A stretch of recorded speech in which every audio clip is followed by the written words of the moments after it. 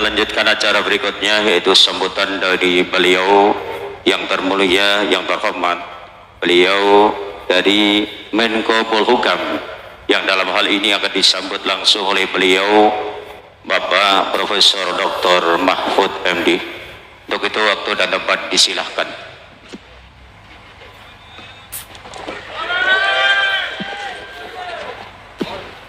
Ini lebih tebal di Bang Paturuan. Lebih tebal di Bang Paturuan. Diri ya?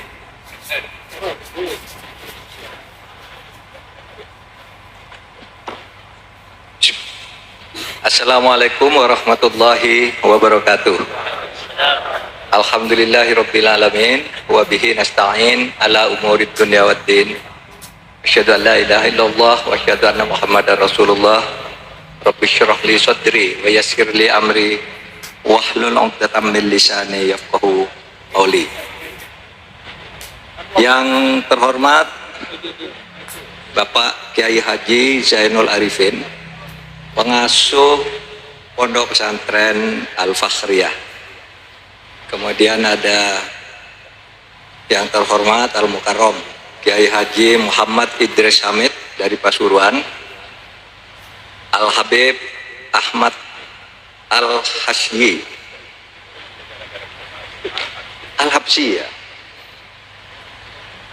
Al-Habib Ahmad Al-Habsyi. Kemudian Kiai Haji Mustafa, betul, Kiai Haji Mustafa, kemudian Habib Mustafa Al-Idrus, kemudian Kiai Haji Baharudin Nur Salim ya, Gus Baha ya, sangat terkenal. Kemudian ini Kiai Haji Arwani Pomafi, Sekjen Partai Persatuan Pembangunan, anggota DPR RI, dan insya Allah tetap anggota DPR RI lagi, amin. Kemudian Kiai Haji Imam Sofwan, yang terhormat para hadirin sekalian, kaum muslimin, muslimat, dan banyak sekali sampai ke sana semuanya. Pertama, saya merasa bersyukur kehadirat Allah Tuhan Yang Maha Kuasa. Pada sore hari ini sampai juga saya ke sini memenuhi undangan untuk haul Kiai Abdullah bin Umar. Saya merasa sangat senang setiap kali berkunjung ke pondok pesantren, karena di pondok pesantren kita dapat belajar, bukan belajar saja tentang kekinian, tapi belajar sejarah perjuangan para ulama dan para keturunannya dan santri-santrinya yang bersebar di seluruh Nusantara, bahkan juga sampai ke berbagai belahan negara. Saya selalu mengatakan bahwa Indonesia ini merdeka tidak lepas dari peran besar para ulama yang telah membangun kesadaran untuk hidup secara bermartabat sebagai manusia, untuk hidup mandiri, untuk hidup tidak mau dijajah, dan hidup dengan gagah di tengah-tengah bangsa lain. Dan saya sering mengatakan, andaikan dulu para ulama dan para pengasuh pondok pesantren dan seluruh santrinya tidak mau mendukung kemerdekaan Indonesia berdasarkan ideologi negara Pancasila, kalau pesantren dan para ulama dan umat Islam tidak mendukung, rasanya Indonesia ini tidak akan merdeka. Oleh sebab itu, Indonesia merdeka atas berkat perjuangan, atas berkat rahmat Allah yang disalurkan melalui semangat juang dan semangat pengabdian para ulama, termasuk Kiai Haji Abdullah bin Umar yang sekarang kita melakukan atau melaksanakan haul yang ke-81. Kita sering mendengar ungkapan dulu yang dikatakan oleh Bung Karno pada pidato terakhirnya ketika jatuh. Apa yang dikatakan oleh Bung Karno? Jangan sekali-kali meninggalkan sejarah. Jas merah. Kenapa? Karena dari sejarahlah kamu itu bisa belajar tentang kegagalan dan kesuksesan. Nah, dalam kaitan ini mari kita pelajari mumpung haul ulama Kiai Haji Abdullah bin Umar. Lalu kita kenang perjuangan para sahabat-sahabatnya dan seluruh keluarganya yang rata-rata ulama di sini. Itu perjuangannya luar biasa. Dan itu juga memberi pelajaran bahwa kalau orang perjalanan hidupnya itu diisi dengan kebaikan, maka dia akan selalu dikenang sebagai orang baik. Sehingga sudah 81 tahun wafat juga masih kita peringati, seakan-akan beliau masih bersama kita hari ini. Sebaliknya mari kita kenang orang-orang jahat yang tercatat di dalam sejarah, juga hidupnya tidak memberi makna apa-apa bagi generasi sesudahnya. Nah, itulah sebabnya lalu dikatakan sama itu sebenarnya. Kita Bung Karno mengatakan jangan sekali-kali melupakan sejarah. Pelajarilah sejarah kehidupan orang-orang masa lalu. Yang berbuat baik, hasilnya baik. Yang berbuat jelek, hasilnya jelek. Sehingga kalau dikaitkan dengan ajaran kita, di dalam Al-Quran itu kan ada ayat, ya ayyuhalladzina amanu taqullah wal tandur nafsun ma qaddamat lighad. Hai orang-orang yang beriman, bertakwalah kamu kepada Allah. Dan belajarlah dirimu pada sejarah masa lalumu. Jangan lupakan sejarah, jangan tinggalkan sejarah. Dilihat saja orang-orang jahat, Fir'aun, Namrud dan sebagainya, catatan sejarahnya jelek, tapi orang-orang baik akan selalu dikenang. Nabi Muhammad yang sudah 1450 tahun kira-kira meninggalkan kita, ya sampai sekarang masih terus bersama kita ajaran-ajarannya, karena beliau selalu berbuat baik. Begitu juga para ulama. Para ulama ini telah meninggalkan warisan yang banyak, melahirkan pejuang-pejuang. Pertama yang paling terasakan kalau dalam konteks negara adalah Negara Kesatuan Republik Indonesia. Karena dengan adanya Negara Kesatuan Republik Indonesia yang merdeka atas dukungan dan perjuangan para ulama itu, umat dan rakyat Indonesia menjadi maju luar biasa.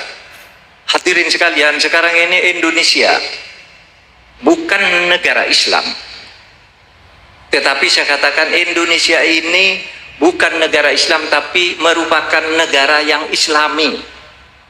Islami itu kata sifat.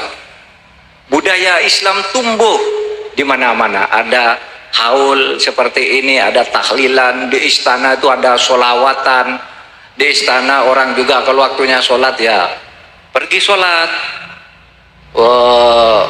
Yang kalau mantu juga pakai pengajian dan sebagainya. Itu budaya Islam sudah tumbuh bagus karena perjuangan para ulama yang menyadarkan rakyat untuk maju, merdeka, mendirikan negara.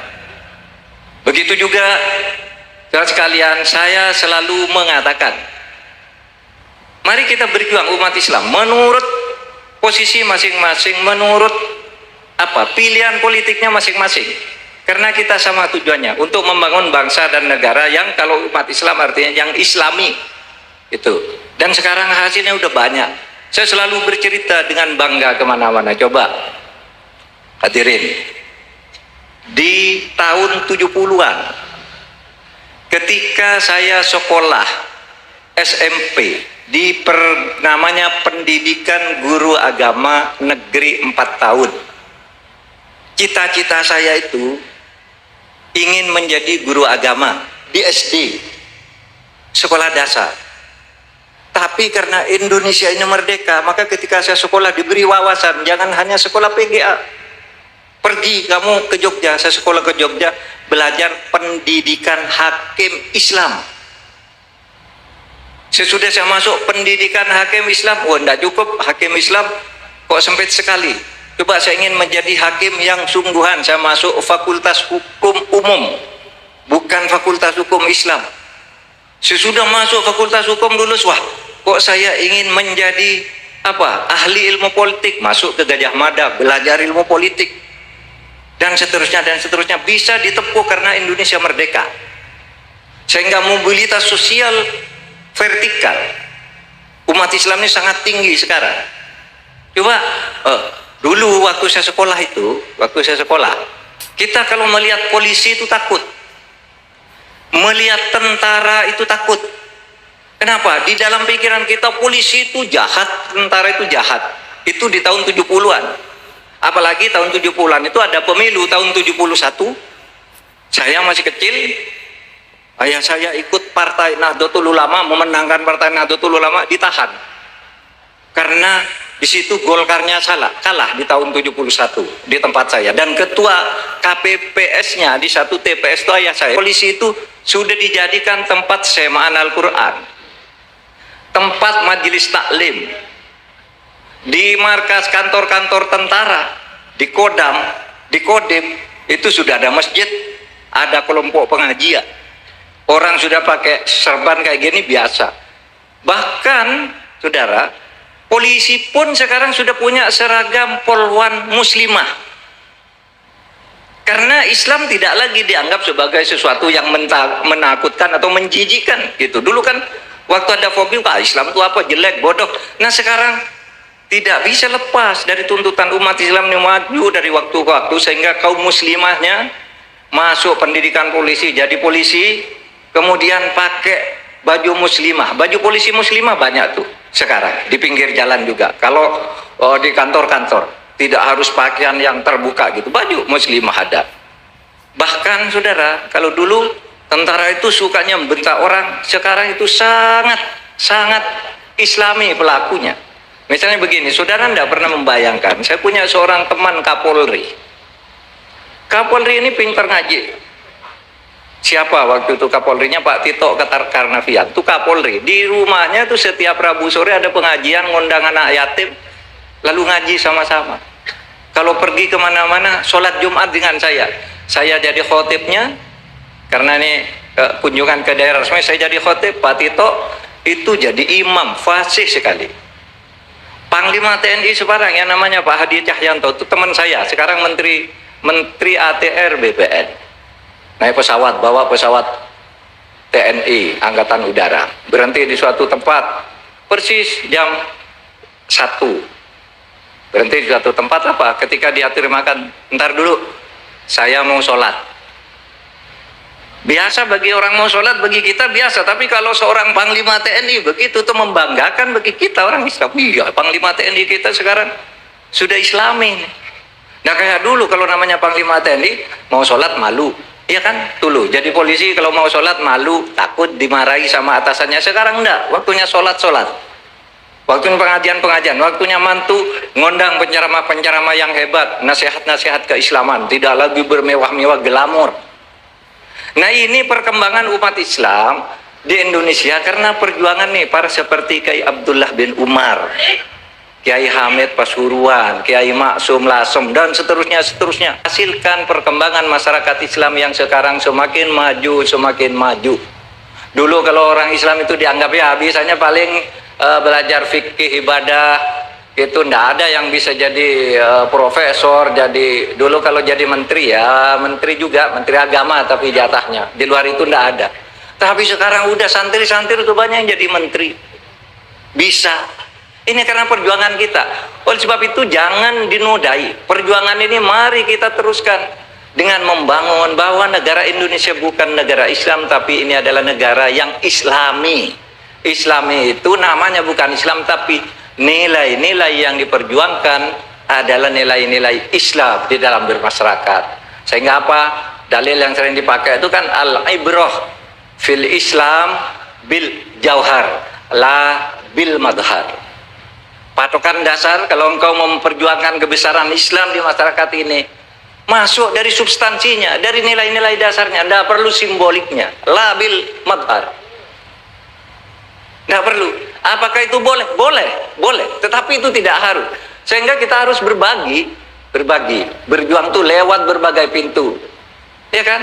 La tadkhulu min babin wahidin wa tadkhulu min abwabin mutafarriqah. Ya kan, masuk dari berbagai profesi apa saja dimasuki, dan tanamkan di situ nilai-nilai Islami, karena Islam itu ada di setiap denyut kehidupan masyarakat, di setiap tempat bisa dikembangkan. Nah, itu yang saya kenang dari para ulama ini, sehingga saya merasa selalu setuju para ulama itu dengan segala keterbatasannya, tetapi mampu membangun masyarakat dari waktu ke waktu sehingga menjadi maju sampai pada situasinya seperti sekarang. Saya ingin cerita sedikit. Coba Bapak masih ingat ketika Indonesia merdeka tahun 45, itu siapa yang berjuang? Ya rakyat Indonesia. Siapa itu rakyat Indonesia? Sebagian besar itu kaum muslimin dipimpin oleh para ulamanya. Tetapi begitu Indonesia merdeka, tidak ada orang Islam yang bisa memimpin negara, karena dia nggak apa-apa, tidak ada ilmunya. Tidak boleh sekolah oleh Belanda dulu, tidak boleh maju, hanya boleh belajar agama dalam arti sempit, fikih, ibadah, dan seterusnya. Itu sebabnya Indonesia merdeka tahun 45. Pemerintahan kita tuh agak-agak sekuler, tidak ada pemerintah yang dari Islam, kecuali mungkin karena menang di DPR yang jadi menteri, ya satu sajalah menteri agama. Tetapi ketika Kiai Wahid Hasyim menjadi menteri agama, itu membuat peraturan agar sekolah pesantren madrasah itu disamakan dengan SD, sanawiyah itu disamakan dengan SMP, SMA itu disamakan dengan aliyah, al-jami'ah universitas itu disamakan dengan universitas perguruan tinggi negeri. Itu tahun 52. Tahun 56 itu santri-santri sudah pada jadi pegawai negeri. Tahun 70 santri-santri sudah banyak yang jadi dokter, esa, insinyur. Tahun 80 sudah banyak yang menjadi doktor. Tahun 90 sudah duduk di eselon 1 kantor-kantor pemerintahan. Hingga sekarang di kantor-kantor pemerintahan itu hampir selalu ada majelis taklim di kantor pemerintah. Itu karena itu perjuangan para ulama untuk memberi posisi agar terus berjuang memanfaatkan berkat dan rahmat Allah atas lahirnya negara kesatuan Republik Indonesia ini. Nah, sesudah reformasi tidak bisa dibendung lagi. Sesudah reformasi tahun 98, 99 malah yang jadi presiden santri. Menteri-menterinya santri, perempuan-perempuan Islam juga sudah masuk ke DPR, kantor pemerintah, dirjen, rektor-rektor semuanya santri. Bukan hanya rektor IAIN. Rektor-rektor di perguruan tinggi umum itu sekarang di ruang kerjanya ada sajadah, ada pecis, ada serban. Waktunya sholat ya sholat. Dulu tidak ada bang, kan itu tahun 70-an kita ditakut-takuti dan malu. Sekarang kita maju seperti ini. Oleh sebab itu perjuangan berikutnya, dari hikmah kita melakukan haul ke-80 atas Kiai Haji Abdullah bin Umar ini, kita teruskan perjuangan para ulama membangun negara kesatuan Republik Indonesia agar menjadi baldatun thayyibatun wa rabbun ghafur, dan umat Islam berperan menjadi tuan rumah yang asli dan penting di negara ini. Jangan seperti tamu yang diusir oleh orang lain, oleh cukong.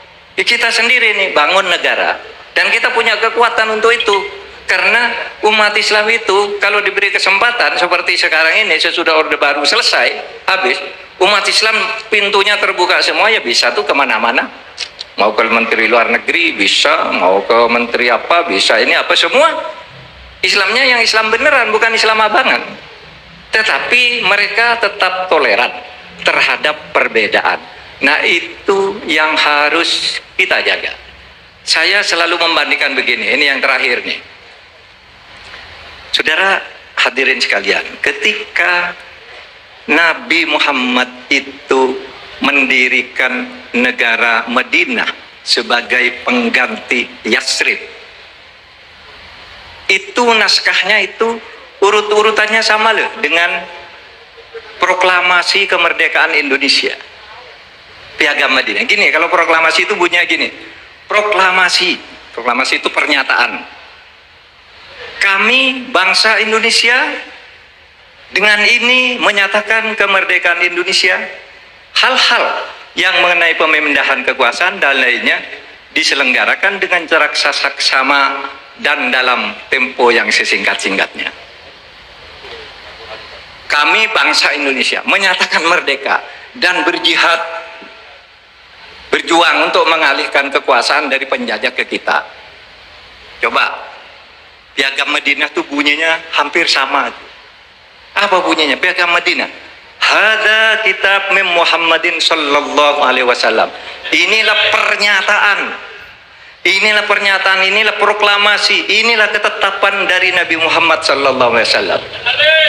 Bainal mu'minin wal muslimin wa Quraisyin wa Yathrib wa man tabi'ahum falahiqa bihim wa jahada ma'ahum. Coba, antara orang mukmin dan orang muslim, orang Quraisy dan orang Yathrib dan para yang lain yang beragam-ragam itu, ini namanya bangsa.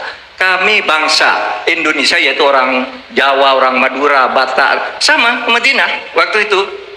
Quraisy, Yathrib, Muslim, mukmin, lalu puak-puak agama lain, falahiqa bihim, menyatakan bersatu merdeka. Wajah hadamahum, dan merebut, berjihad. Itu hal-hal yang mengenai pemindahan kekuasaan, jihad ambil.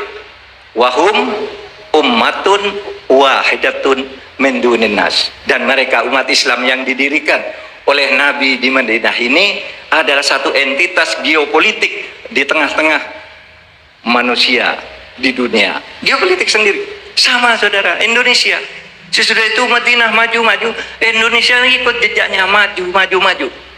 Oleh sebab itu tidak perlu mempertentangkan apakah Indonesia ini sudah Islam atau betul, tidak perlu. Yang penting Islami. Islam itu tidak harus disebut Islam, tapi nilai-nilainya masuk. Nilai-nilainya, nilai-nilai dasar substansinya masuk ke dalam setiap relung kehidupan kita. Cara hidup kita, budaya kita. Misalnya waktunya sholat, ya sholat. Tidak malu-malu. Kalau dulu takut, malu. Waktunya sholat sembunyi-sembunyi. Sekarang enggak, di kantor-kantor pemerintah. Sama. Orang, menteri waktunya sholat, ini udah waktunya ada asar, skor 10 menit, sholat. Dulu tidak ada. Nah, ini yang merupakan warisan berharga perkembangan Islam dan budaya Islam serta perilaku Islami di dalam kehidupan kita berbangsa negara, berbangsa dan bernegara, sehingga ini Indonesia menjadi negara kesatuan yang kosmopolit, berkesewargaan, merasa sama di dalam perbedaan. Itu artinya kosmopolit. Itu sehingga apa yang dikembangkan dan dianut oleh pemerintah berdasar fatwa para ulama, yang menyusul para ulama yang sudah kita kasih haul ini apa? Wasatiyah Islam, moderasi Islam, moderasi beragama Islam yang tetap penuh ketaatan, iman, takwa kepada Allah, tapi adil terhadap fakta-fakta tentang perbedaan di sekeliling, di sekitar, dan di hadapannya. Itulah wasatiyah Islam, sehingga kita bisa hidup bersama membangun negara ini. Allahumma ghfir lahu warhamhu wa'afi wa'fanhu wa akrim nusulahu wa wasih lahu. Untuk Kiai Abdullah bin Umar. Sekian, terima kasih. Assalamualaikum warahmatullahi wabarakatuh. Waalaikumsalam warahmatullahi wabarakatuh. Ya, kita ucapkan terima kasih kepada beliau Bapak Profesor Dr. Mahfud MD yang sudah menyampaikan beberapa hal yang kiranya penting pada kita semua. Hadirin yang berbahagia, hadirin yang dimuliakan Allah, kita lanjutkan acara berikutnya, yaitu acara Mau'idatul Hasanah atau tausiah, yang dalam hal ini tausiah pertama akan disampaikan oleh beliau Bapak Ki Haji Bahauddin Nur Salim. Untuk itu kepada beliau yang termulia, beliau Bapak Ki Haji Bahauddin Nur Salim, disilahkan.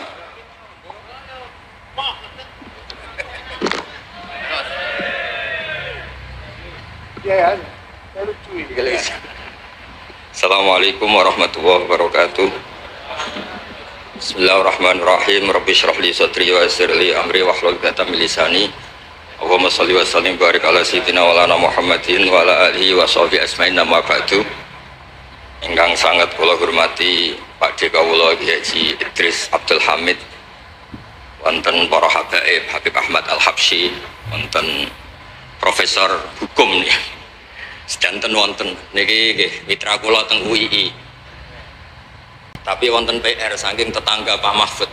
Kalau ada tanah cekungan terus diisi tanah, itu dipakai sama orang Madura. Jadi ditanya sama yang punya, ini tanah saya, yang tanah kamu di bawah, yang atas tanah saya. Itu mohon dijawab oleh pakar-pakar fikih maupun pakar-pakar hukum itu.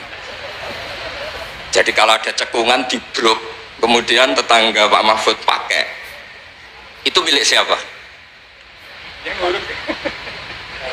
Yang atas tanah saya, yang tanah bapak di bawah. Itu PR untuk seorang profesor, itu juga PR saya sebagai ahli fikih. Itu saya pernah ditanya gitu orang Madura. Saya bilang, kamu gak butuh jawaban, kan butuh pengakuan, kata saya. Ini dulu Pak Mahfud besar tuh karena jadi Menteri Pertanahan, kata Gus Dur. Lama-lama jadi pertahanan. Ini gue nanya Pak Mahfud. Jadi ini rileks saja. Tadi saya ini kagum sama Mbak Idris sama Habib Ahmad. Dulu itu saya punya teman kiai Habib Ahmad. Itu saking lamanya ngempet ingin wayoh. Itu pas nikahkan santrinya bukan bilang angkah tuh kata Bikobil tuh nih. Jadi untuk tidak salah itu hebat. Terus ditanya, oh saya ini grogi baru latihan kiai sehingga salah. Terus kadung ya, kadung. Ada kiai yang pinter. Kemarin pas mempelainya jelek, Anda tidak keliru katanya. Ternyata karena nganten putrinya tuh cantik, langsung bilang Kobil tuh nikah. Kalau pas jelek bener. Jangan-jangan pengalaman pribadi. Terus niki keluarga sedanten maafot. Jadi dulu Pak Hamid lahirnya di dalam ini, Ki Hamid. Ki Hamid lahir di sini, punya abah asmane niku Abdullah bin Umar. Ki Abdullah itu punya saudara kandung itu buyut saya. Buyut saya itu rujuk paling terakhir, sehingga mas-mas di sini ini kumuluhur semua sama saya. Main suruh, main apa itu.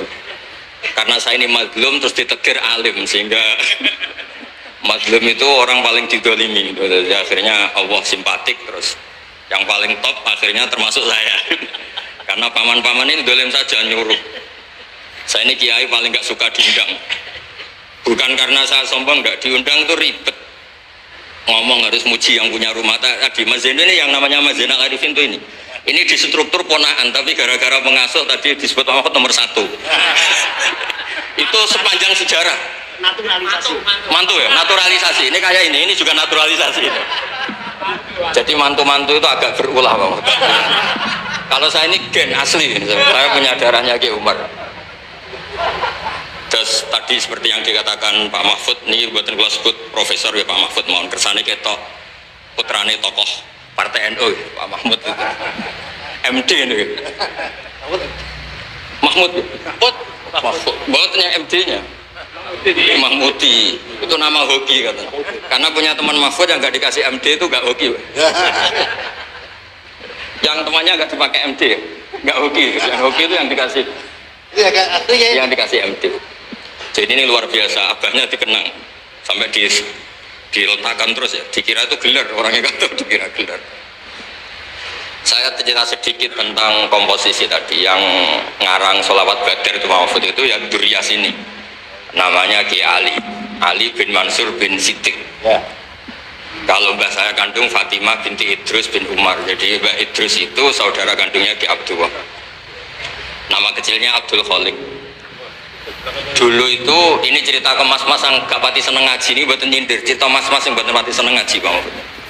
Dulu ketika di umum diajarkan matematika porogapit, itu di pondok sudah dikasih metode porogapit yang lebih simpel. Jadi kalau 2,5 itu di bahasa Faraid disebut rubul usyur.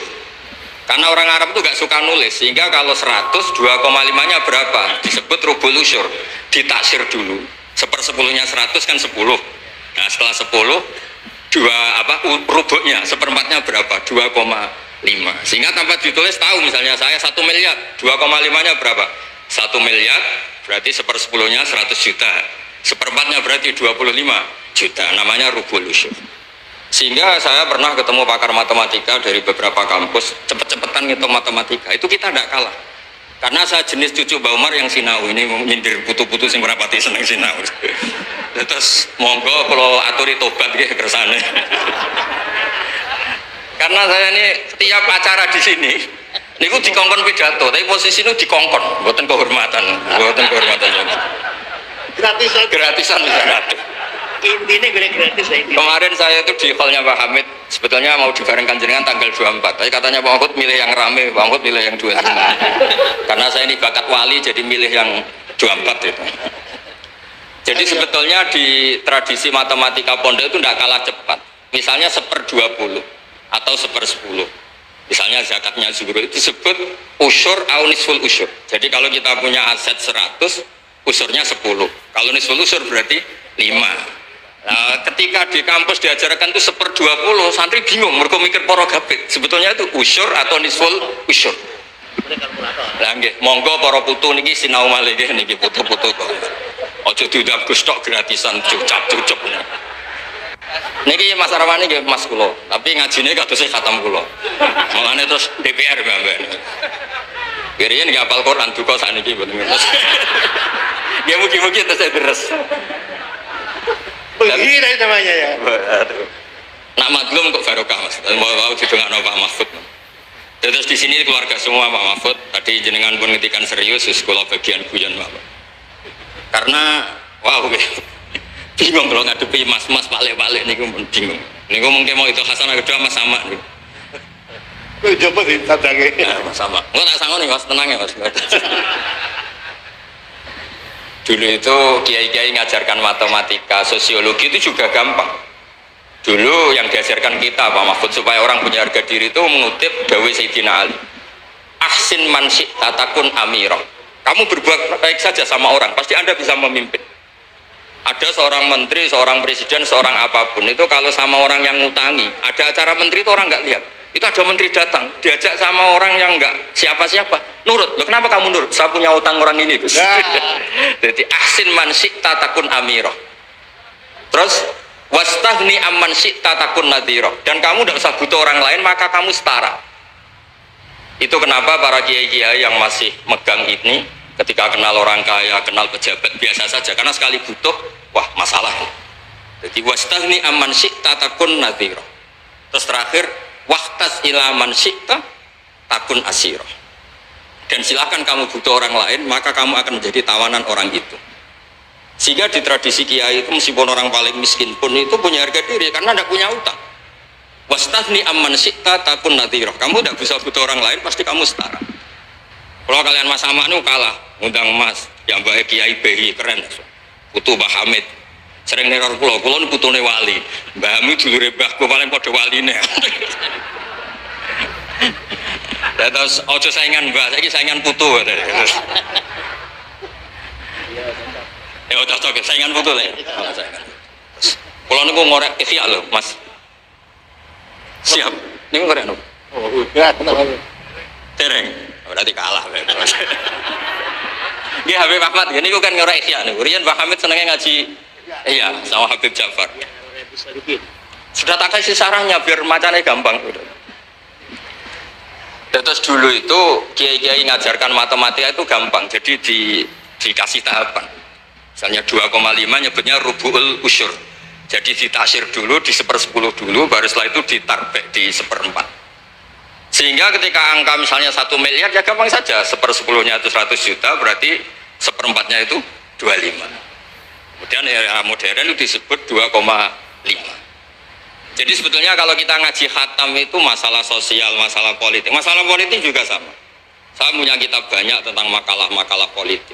Itu diantaranya yang dikutip juga lagi-lagi beberapa sahabat ngendikan fakub hanlakum hina sirtum horodon yurma. Buruk sekali kamu umat Islam ketika jadi objek sasaran. Itu dulu pernah ada seminar ekonomi saya ngisi itu. Ketika orang Islam suka haji, yang kepikiran bikin sajadah itu orang Cina. Ketika orang Islam suka umroh itu yang bikin pakaian ihram itu orang Cina. Jadi objek. Jadi kita butuh orang Islam sing kedonyan supaya gak jadi objek. Dulu politik juga sama. Kiai-kiai kon milih caleg, bariku dia kali tok ora tau dadi aktor. Bosen dia kali terus dados Mas Arwani ini kita nyalek piyambak. Nggih ngoten mawon. Assalamualaikum warahmatullahi wabarakatuh. kurang.